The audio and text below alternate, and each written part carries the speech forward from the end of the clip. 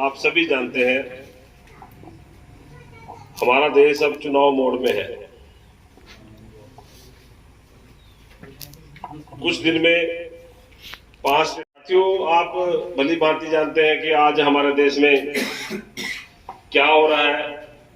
आज जाट को नॉन जाट से लड़ाया जा रहा है, हिंदू को मुस्लिम से लड़ाया जा रहा है, मंदिर मस्जिद के विवाद खड़े किए जा रहे हैं। तो इन सब बातों से उठकर हमने अपने देश की जो गरिमा है उसको बचाए रखना है। हमने अपने आपसी भाईचारा जो हम लोगों का है उसको कायम रखना है और किसी भी प्रकार की अफवाह जो हमारे बीच में अशांति पैदा करे उसको हमने नहीं होने देना है। तो साथियों, इस बार 2019 के इलेक्शन में हमारी पार्टी थोड़ा सा अनलक्की रही। 31 सीटें हम लोगों ने जीती, 45-46 पे सरकार बननी थी। एक बार तो ऐसा लग रहा था कि दोनों पार्टियों की बराबर सीटें, लगभग 40-40 सीटें आने की संभावना थी। तो 8-10 लोग हमारे ऐसे, एक व्यक्ति को तो 3 वोटों से राय से हराया गया और सुरजेवाला जी 700 वोटों से आ रहे हैं, अशोक अरोड़ा जी भी 600-700 वोटों से आ रहे हैं। तो इसलिए बहुत टफ कंपटीशन था और छोटे छोटे मार्जिन से हम 10-12 सीटें पिछली बार रह गए थे। नहीं तो पिछली बार ही हमारी सरकार बन जानी थी। तो आने वाला समय आप सबका है, आप सभी जानते हैं कि इस समय हमारे पिछली सरकार थी उसके कामों को लोग याद कर रहे हैं कि फसलों का क्या बढ़िया दाम था। फसल जब पक जाती थी तो मंडी में ले जाने की कितनी अच्छी व्यवस्था थी। चाहे आधी रात भी कोई किसान अपनी फसल को मंडी में ले जाने की इजाजत थी। और आज हमें कहीं पर्ची लेनी पड़ती है, कहीं पोर्टल पे नाम दबाना पड़ता है। और तो और ऐसा हो गया कि कौन सी फसल हमने अपने खेत में उगानी है वो भी बोरा हमने देना पड़ता है आज की डेट में। तो किसान अपनी सुविधा के अनुसार, अपनी सहूलियत के अनुसार अपने खेत में जैसी उसकी मिट्टी होती है वैसी उसमें फसल उगाता है। तो सारी चीजें सरकार ने अपने कब्जे में ले ली है कि किसान को हमने कैसे कैसे नीचे लाना है, तो उनकी पूरी रणनीति रहती है। तो आज हमारी जो फसलों के दाम है वो बहुत कम है। जो भी 9 साल में 10-12 रुपए मेरे ख्याल से उन्होंने टोटल 20 रुपए शायद रेट बढ़ाया 9 सालों में। और जब हमारी सरकार थी तो 200 रुपए लगभग 10 साल में गन्ने का रेट बढ़ा।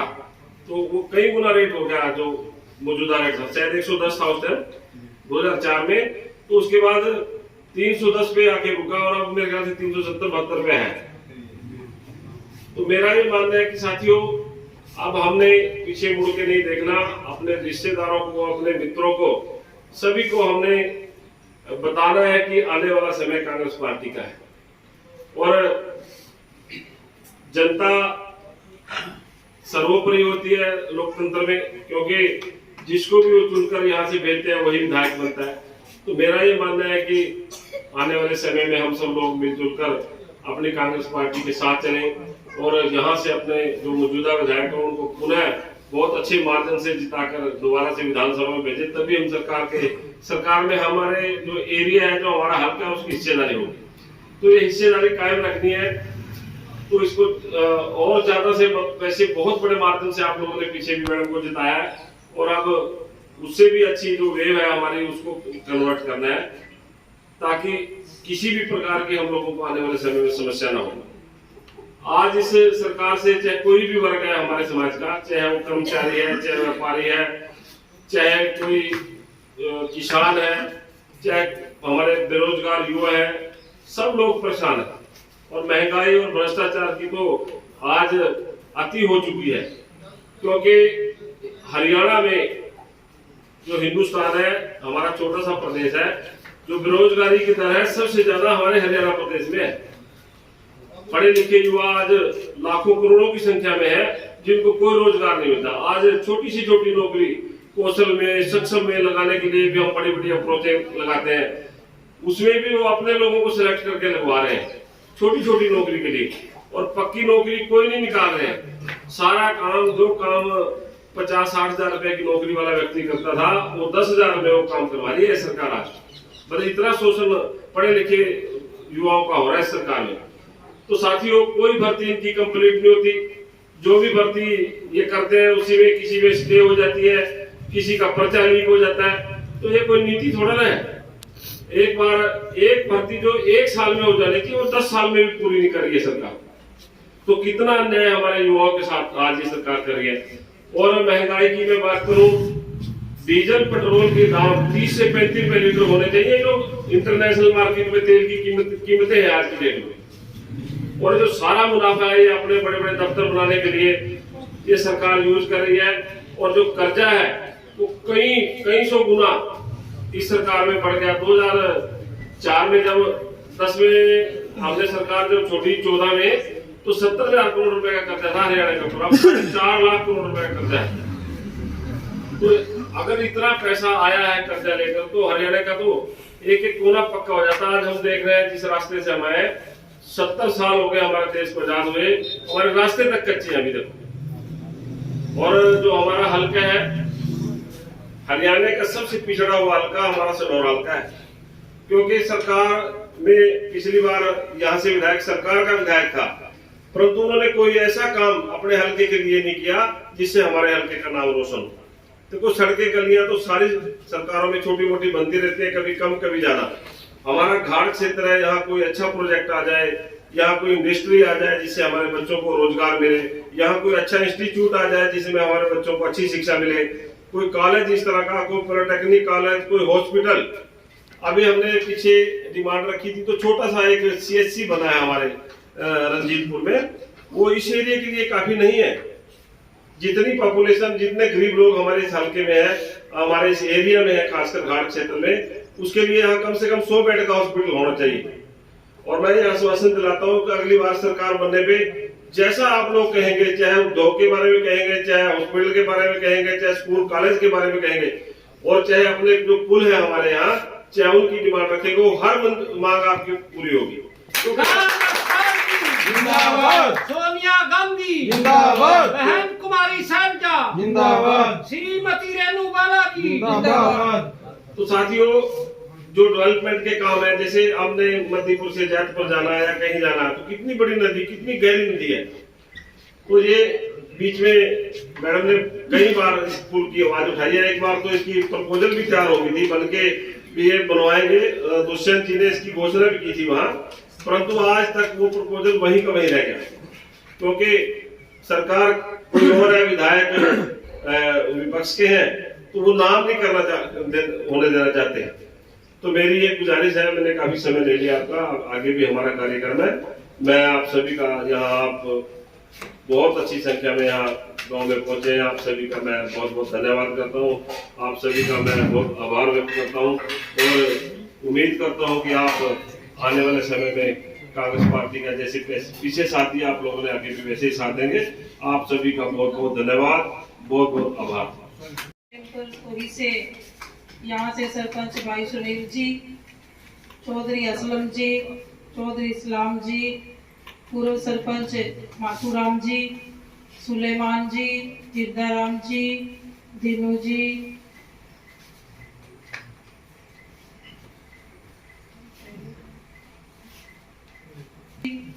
हाजी तकी मोहम्मद जी, वहीद जी, ताहिर जी, भाई अली अहमद चिट्टा, महबूब जी, जुल्फान जी चांचक से, आलमगीर जी, रोशन अली जी नए गांव से, भाई इमरान राही, अमजद खान, भाई रणबीर जी बोड़ी से, बसंत जी चौकीवाड़ा से, भाई संजू आहड़वाला से, चौधरी रामधन जी, राजेश आर्या जी ललाड़ी से, रविंदर ललाड़ी से, अंकित कटगढ़ से, बिट्टू जी मिलखास से, और यहाँ पहुंचे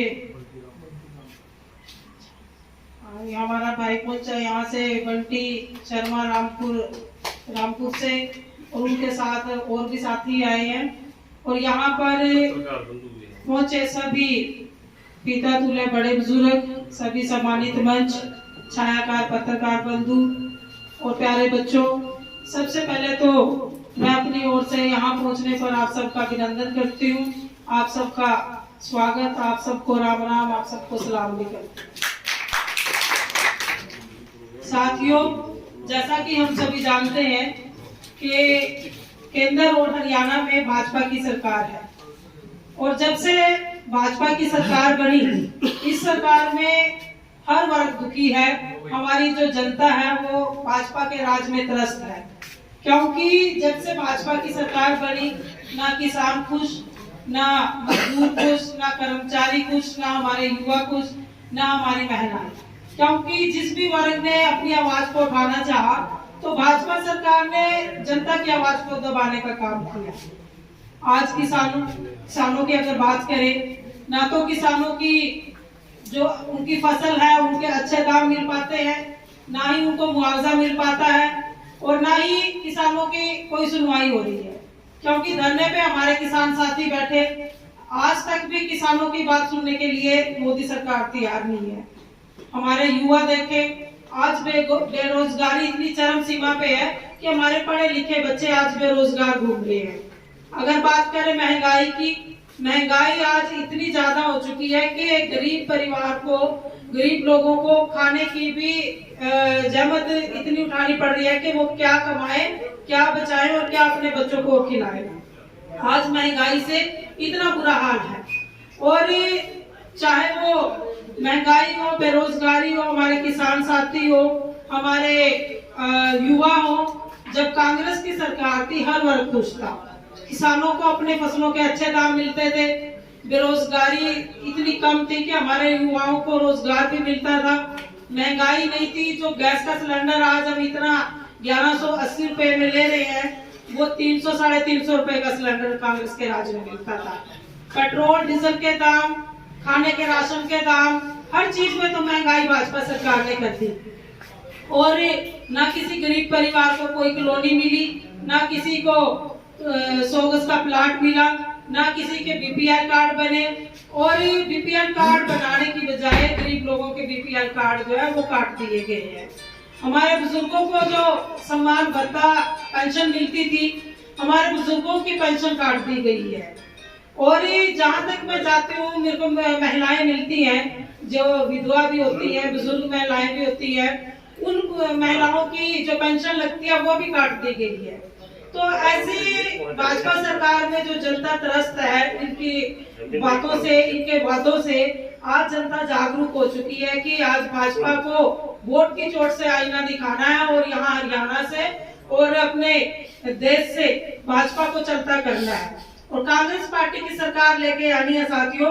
क्योंकि कांग्रेस पार्टी 36 बिरादरी की पार्टी है, सबका मान सम्मान, सबका काम होता है, और सबकी सुनवाई भी कांग्रेस के राज में होती है।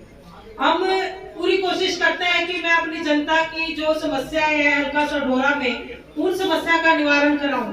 लेकिन भाजपा सरकार जो गूंगी बहरी सरकार है, एक कान में से सुन के दूसरे कान में से निकाल देती है। भाजपा सरकार को हम लोगों ने कितनी बार चेताया, और सेशन में भी मैंने अपने लोगों की आवाज को उठाया, चाहे वो सड़कों के मुद्दे, चाहे पुल के मुद्दे, स्कूल का मुद्दा हो, हॉस्पिटल का मुद्दा हो, रोजगार का मुद्दा हो, महिलाओं का मुद्दा हो। क्योंकि आज के दिन हर वर्ग धरने पर बैठा हुआ है और किसी की भी कोई सुनवाई नहीं हो रही है।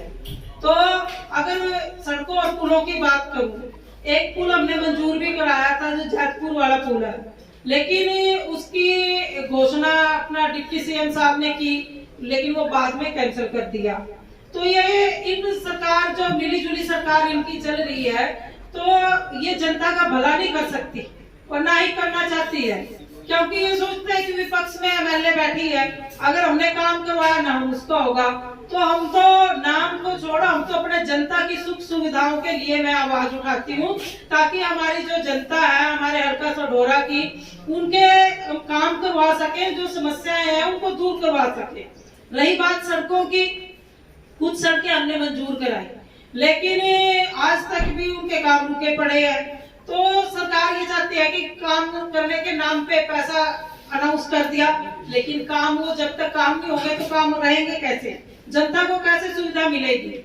रही बात रोजगार की, ना कहीं रोजगार है, रोजगार छीनने का काम भाजपा सरकार कर रही है। आज पढ़े लिखे बच्चे बेरोजगार घूम रहे हैं, और हमारी जो बेटियां हैं, आशा वर्कर है, आंगनबाड़ी वर्कर है, आए दिन धरने पे बैठी हुई हैं, उनकी आज तक भी कोई सुनवाई नहीं है। हमारी टीचर्स थे, अध्यापक थे, वो इतने दिन धरने पे बैठे रहे, उनकी कोई सुनवाई नहीं हुई। और हर मुद्दा मैंने विधानसभा में उठाया, किसी भी तरह का, चाहे वो कोई भी धरने पे बैठा हुआ हो, लेकिन वही कहते हैं कि इनको एक कान से सुन के दूसरे कान से निकाल देते हैं। साथियों, आप लोगों को इतना विश्वास दिलाती हूँ कि आने वाले समय में आप लोगों का आशीर्वाद मिलेगा, आपका सहयोग मिलेगा, तो यहाँ से सडोरा से यहाँ से जीत कर जाएंगे। और आने वाले 2024 में इलेक्शन है, उसमें आप लोगों की आपकी अपनी खुद की सरकार बनेगी कांग्रेस पार्टी की, जिसमें आप लोगों के हम ज्यादा से ज्यादा काम करवा सके और आप लोगों के काम होंगे, सरकार बनेगी, आप लोगों की सुनवाई भी होगी।